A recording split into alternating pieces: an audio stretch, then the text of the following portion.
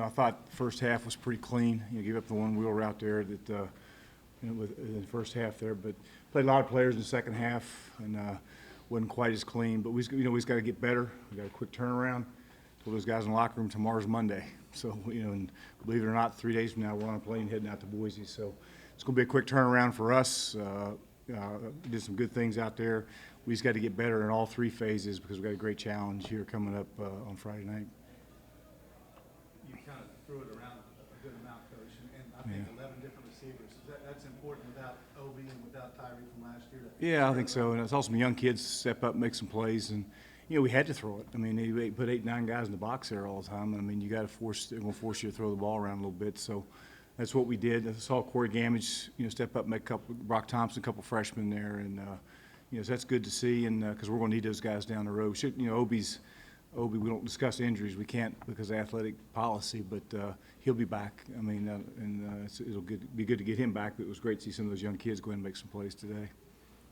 I know you can't talk about Jaquan specifically, but how do you feel your team rebounded? That's a tough thing to come back. Yeah, that's anytime somebody gets hurt, that's not a good thing. So I mean, he eventually is going to be all right. I mean, with that being said, you just hate to see anybody get hurt, and I thought they came back and reacted well, and as well as they could. So, that's a tough deal. 19 straight games now. You guys have won when scoring first. How important is it for your team? How crucial is it to get that going? Well, we're 39-1 now, scoring first. So maybe I should start taking the ball a little bit on kickoffs. I don't know, but it seems like we've played well when we score first, and of course that may be a lot of teams in the same boat we are there. But that being said, again, I thought our team went out and did what we were supposed to do. We went out and played like we're supposed to play, and now again we got to put that one behind us and get ready for Boise. What a great win they had at Florida State, down 18, came back and beat them, and it'll be a challenge for us, but a challenge we're looking forward to. Corey Gamage and Sheldon Evans are two younger guys that you all really tried to rep out during preseason practice. How important was it to make sure you jumped out to a league and got those guys some significant touches? Yeah, we were trying to get Corey touches. Stone Scarcelli's another guy's got to step up and play for us at times with Obi being not there today. And, Brock Thompson's another young kid. So it's great to see all those guys. Sheldon, you mentioned, he's played a little football for us, but not much. And got Papillon in there a little bit there towards the end. So, especially defensively. I mean, that whole second half, we just basically played – our backup. Number one, we did it because we wanted to get him some work, but number two, we did it because we had a quick turnaround this week. So I think hopefully that'll help us a couple of days down the road. I know that the redshirt rule is still kind of new and fresh. Yeah, and getting used to it. Yeah. How much talk is there during a game? Like, Well, there was talk. hey, do we?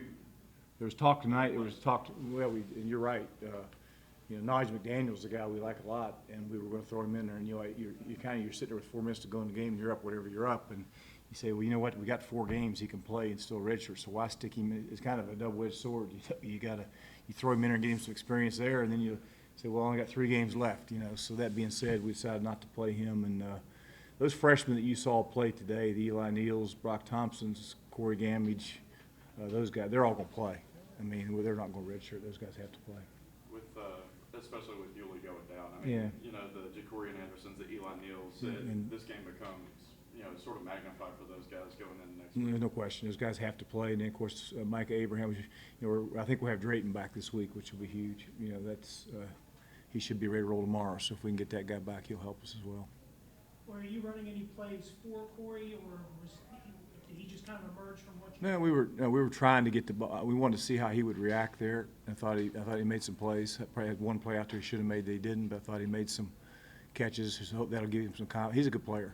I mean, he's going to be an excellent player for us, and it's great to see him get his feet wet there a little bit and make some catches there at the end. Did today sort of signal, and I know it's been talked about a lot preseason, but did it sort of signal the shift in the passing game as far as everything seemed kind of Tyree-centric last year, whereas today I think 8 different receivers at halftime? Yeah, I think Tyree retargeted. Number one, he's a hell of a player, but that being said, I think you're right. I think we spread the ball around a little more, and that probably help us down the road there. How much is that Isaiah's growth, just being able to get through his progression? There's no doubt. I mean, you see him growing, and we wanted to get him back in. He took that shot there on that where he was sliding there. I wanted to get him one more series in the second half, which we did. And I thought, with the exception of the one play Alex made there, he played well. You got to get the ball and throw it in the stands at that point. So, that being said, other than that, I thought he played well, which was good to see. Especially guys. Talik Keaton is a guy that you've been high on since the spring, and what do you like the best about him at punt return? He makes good decisions. You know, he handles the ball, he makes good decisions, and heck, the one he returned for a touchdown, our guys did a nice job, but they had a block on at that point, you know, and the guys come back and made a couple key blocks for him. Made some good decisions where you had opportunity to, if that new rule with his peel back, and we had one of them called Hodge, but you know, a couple of those, if you peel back now and block a guy without using your hands, that's a penalty, and I thought our guys did a nice job at times walling some guys off on that particular return and did what they were coached to do. Talk how happy were you there with Garrett Morrell at the end of the game there? I mean, that's good for him, Garrett. I just want him to go play. But I'm happy anytime a young, you know, and it's good to see a guy who been a quarterback his whole life, you know, find a role on the team. You know, with this transfer portal and the way everything is now, you know, these kids are so selfish at times, and they leave for the wrong reasons. They just pick up and leave. Whereas you see, we have two quarterbacks. Garrett, who's moved to tight end, and now he's helping our team in different ways. And Alex Thompson, there's a lot of people that like to have him as their quarterback around the country right now. And he stayed to get his master's and graduate from Marshall, and he's playing a big role with us as well. So I think just that says a lot about those kids and what Marshall means to them. And there's not very many schools in America that can keep two quarterbacks, move one, and the other one stay and play a backup role. But it's happening here, which is great. 600 yards of offense, and it seemed like it didn't matter, you know, what combination you used on the offensive front. You all were able to get a pretty good push, and the backs were reading well. Yeah, especially second half. I thought first half we struggled, but again, you know, at times you put 8 or 9 guys in there. They always had an unblocked guy there in the first half. That's why we were completing some big shots and that type of thing with throwing the ball. So it's just, you got to have the ability to do both. If you become one-dimensional in this business, you know, I don't know what that Tennessee-Georgia State game ended up, but it was tied late in the fourth quarter. Did it really? How about that?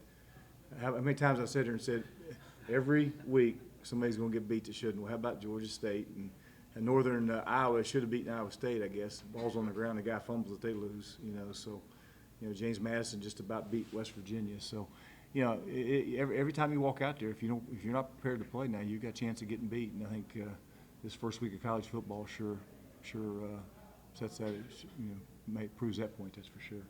What's the biggest challenge? I know it's a quick turnaround, but what's the biggest challenge trying to prepare for Boise State in less time than normal? I think the good thing is we've been preparing for Boise State all summer. You know, it's early in the season, and you know, we had all summer to, you know, so everything's done on Boise with the exception of the Florida State game. You know, so we'll add that Florida State game to it tonight. We'll get going tomorrow. Tomorrow will be a Monday practice for us. You know, we'll actually practice Monday. Tomorrow will be a Monday, and then Monday will be a Tuesday. Tuesday will be a Wednesday, and then we're out here Wednesday morning early, have a Thursday, and get ready to go play. So, you know, we won't be behind. You know, I think the biggest thing is just the recovery part of it.